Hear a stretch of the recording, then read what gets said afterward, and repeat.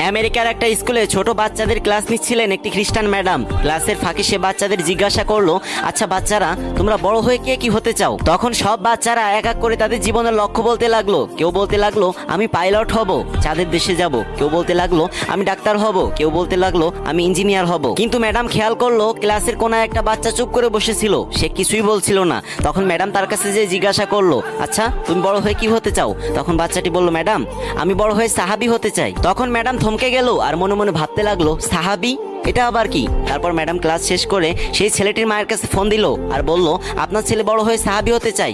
আচ্ছা এই সাহাবীটা কি জিনিস? তখন ছাত্রটির মা ম্যাডামকে বলল, ফোনে সাহাবী চিনানো যাবে না, আপনি যদি আমাদের বাসায় আসতে পারেন তাহলে আপনাকে সাহাবী সম্পর্কে সমস্ত ধারণা আমি দিয়ে দিব। ম্যাডামও কিছুতেই ওই সাহাবী জিনিসটা ভুলতে পারছিল না, তাই সাহাবী সম্পর্কে জানতে পরের দিনই ছাত্রটির বাসায় গেল। তখন সেই ছাত্রর মা সেই ম্যাডামকে নবীজি এবং সাহাবাদের জীবন কাহিনী খুলে বললেন এবং তাদের জীবন কাহিনী শুনে সেই খ্রিস্টান ম্যাডামটি ইসলাম ধর্ম গ্রহণ করলেন। কি কেউ সুবহানাল্লাহ বলবেন না?